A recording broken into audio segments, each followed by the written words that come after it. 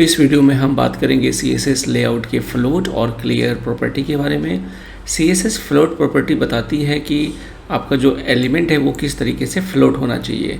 तो float basically वो by default left side से होता है, लेकिन अगर आप चाहो तो अपने एक एलिमेंट को राइट साइड भी फ्लोट कर सकते हो। फॉर एग्ज़ाम्पल यहाँ पर हमने इस इमेज को राइट साइड में फ्लोट कर दिया है।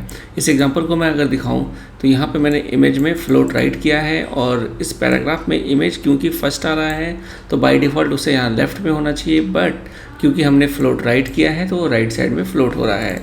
और बाय डिफ़ॉल्ट जो हम यहाँ पर लेफ़्ट करते हैं तो ये लेफ़्ट में यहाँ इस तरीके से फ्लोट हो जाता है।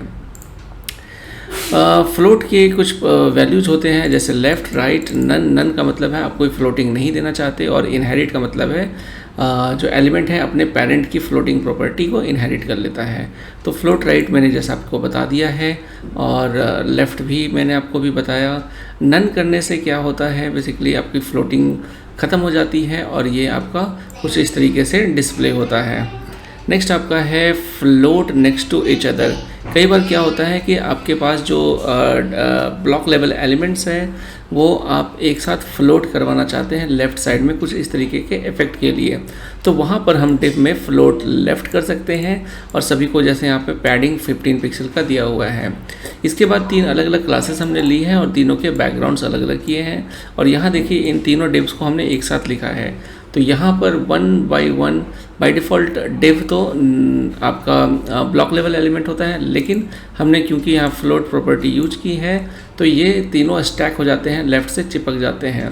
अगर मैं यहाँ पे राइट कर देता हूँ तो देखिए इसका इफेक्ट क्या आता है, 1 2 3, ये 1 पहले इधर आएगा राइट साइड में, सेकंड, और ये थर्ड। तो इस तरीके से फ्लोट लेफ़्ट राइट ऐसे वर्कआउट कर रही है। नेक्स्ट हमारा है clear property. Clear property basically मतलब ये होता है कि जो भी आप एलिमेंट, सपोज आपने किसी भी एलिमेंट में फ्लोट लेफ़्ट या राइट रखा हुआ है, और उसके बाद जो एलिमेंट आने वाला है उसमें आप फ्लोट वाली जो भी अपने प्रॉपर्टी उसके पहले वाले एलिमेंट पे लगाई थी उसको क्लियर करना चाहते हो, ताकि जो नेक्स्ट एलिमेंट है वो उस फ्लोटेड एलिमेंट के नीचे आए। तो उसके लिए हम क्लियर यूज करते हैं। जैसे कि अगर हमारे पास सपोज 2 डिव्स हैं, div 1 और div 2 आप चाहते हो, और div 1 पे आपने सपोज फ्लोटिंग लगाई हुई है, तो यहाँ पे अगर आप देखो फ्लोट हमने लेफ़्ट लिया है, तो और दूसरे div में हमने कोई फ्लोटिंग यूज नहीं की है। तो अगर आप div 1 और div 2 एक साथ लिखते हो तो div 2 जो है आपके div 1 के जस्ट साथ में यहाँ से स्टार्ट होता है, लेकिन क्लियर के थ्रू आप जो div 3 आपने यहाँ पे यूज किया है जिसका फ्लोट लेफ़्ट है, और div 4 को आप चाहते हो कि इसके नीचे आए, तो क्योंकि div 4 से पहले div 3 था और div 3 में फ्लोटिंग लेफ़्ट था, तो हम क्लियर भी लेफ़्ट लगाएंगे। तो क्लियर लेफ़्ट लगाते ही इसकी पहले वाले एलिमेंट की जो फ्लोटिंग लेफ़्ट वाली प्रॉपर्टी है वो क्लियर हो जाती है, और ये नेक्स्ट लाइन पे आ जाता है। तो अगर मैं यहाँ पर क्लियर राइट करता हूँ तो ये वर्कआउट नहीं करेगा, क्योंकि ये रेड वाला जो डिव है उसके पहले वाला डिव में फ्लोटिंग लेफ़्ट लगा था। तो अगर मैं इसकी फ्लोटिंग को राइट कर दूँ तो फिर ये आपका वर्कआउट होगा, ये फ्लोट राइट हो गया, और इसके बाद ये वाला जो एलिमेंट है ये आपके नेक्स्ट लाइन पे आ गया, क्योंकि हमने क्लियर राइट किया है। तो आई होप आपको ये क्लियर का फंडा समझ में आ गया होगा। क्लियर से रिलेटेड कुछ हैक्स भी होते हैं। क्लियर फिक्स हैक होता है जिसमें आप समटाइम्स जैसे कुछ ऐसा विदाउट क्लियर फिक्स आप एक बॉक्स देना चाहते हो डिव के अंदर, और डिव के अंदर सपोज मैं चलिए इसको दिखा देता हूँ। यहाँ पे हमने क्या किया है, एक डिव लिया हुआ है जिसका बॉर्डर ग्रीन है, और 2 इमेजेस हमने लिए, दोनों को फ्लोट राइट किया हुआ है, ये फर्स्ट और ये सेकंड है। अगर हम क्लियर फिक्स नहीं लगाते हैं तो यहाँ इस डिव के अंदर हमने इमेज रखा है और टेक्स्ट रखा है, तो इमेज तो हमने फ्लोट राइट कर दिया है और ये टेक्स्ट आ गया है, और ये आपका डिव आ गया। तो डिव बेसिकली अपना एरिया ये कवर करता है। तो इसको अगर हमें इस तरीके से एक बॉक्स पूरा प्रॉपर बनाना चाहते हैं तो हमें ओवरफ्लो प्रॉपर्टी यूज करनी है। तो ओवरफ्लो हमें क्या लगाना होगा, ऑटो। तो ओवरफ्लो ऑटो करते ही ये वाला जो पूरा बॉक्स है आपका इस तरीके से बन जाएगा। तो इसके लिए हमने यहाँ क्लियर फिक्स लिख के उसके अंदर और ओवरफ्लो ऑटो डिफाइन कर दिया है, और ये जो हमारा कंटेनर है उसमें हम ये क्लास को कॉल कर लेंगे। तो इस तरीके से हम ऐसा डिस्प्ले कर सकते हैं। इसी तरीके से हमारा एक क्लियर फिक्स का हैक भी होता है जो हम आगे पढ़ेंगे स्यूडो क्लासेस में, जिसमें क्लियर फिक्स के आफ्टर में हम कंटेंट ब्लैंक कर सकते हैं, क्लियर बोथ कर देते हैं और डिस्प्ले टेबल करते हैं। तो यहाँ से भी आपको ये सेम टू सेम ऐसा ही इफ़ेक्ट मिलता है। तो यहाँ पे आपको क्लियर फिक्स इस तरीके से डिफ़ाइन करना है।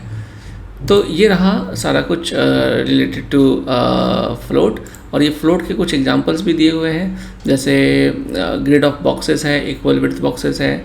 तो ये 1 2 फ्लोट हो गए, फिर आपने क्लियर कर दिया, फिर बॉक्स 1 2 3 कर दिया। तो ये आपका कुछ एग्जांपल है।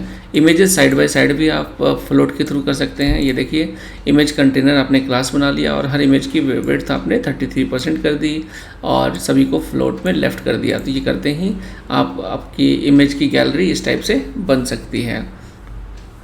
तो आई होप आपको ये वीडियो क्लियर होगी। और बाकी के कुछ और भी एग्जांपल्स हैं, तो they are all related to float. जैसे कि फ्लोट में आपका नेविगेशन मेन्यू भी आप बना सकते हो फ्लोट का यूज करके। जैसे ये सारे आपके 1 2 3 4, इसको एग्जांपल में हम देख लेते हैं। तो ये एक्चुअली एक अनऑर्डर्ड लिस्ट है और इस लिस्ट में हमने LI वाले जो एलिमेंट है उसको हमने फ्लोट कर दिया है लेफ़्ट। तो ये 1 2 3 4 ये आपके इस तरीके से लेफ़्ट में स्टैक हो जाते हैं। और यहाँ ये हमने अनऑर्डर्ड लिस्ट के थ्रू अपने लिंक्स को डिफाइन कर दिया नेविगेशन बार को। और यहाँ पर हम क्लास एक्टिव हम एक बना सकते हैं। जो भी एक्टिव आपका क्लास होगा उसका बैकग्राउंड कलर रेड हो जाएगा। तो ये देखिए बिल्कुल सिंपल तरीके से हमने फ्लोट का, सिर्फ फ्लोट का यूज करके एक मेन्यू नेविगेशन बार बना दिया है। नेक्स्ट हमारा देख लेते हैं, एक ये हमारा वेब लेआउट एग्जांपल है जिसमें एक नॉर्मल वेबसाइट का लेआउट दिया हुआ है और इसमें हम फ्लोट का यूज करने वाले हैं। तो हेडर और फुटर के लिए हम बैकग्राउंड कलर ग्रे यूज करेंगे। ये देखिए हेडर है, ये फुटर है और इसका कलर वाइट रखेंगे और पैडिंग 15 पिक्सल रखेंगे।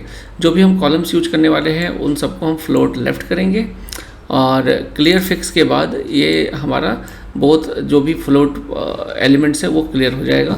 मेन्यू हम 25% में देंगे और कंटेंट को 75%। तो ये आपका मेन्यू 25% स्पेस ऑक्यूपाई करेगा और ये जो कंटेंट है वो 75% ऑक्यूपाई करेगा। चलिए इसको मैं एग्जांपल दिखा देता हूँ। यहाँ पे HTML में सबसे पहले हमारा क्लियर फिक्स हमने लगा दिया है।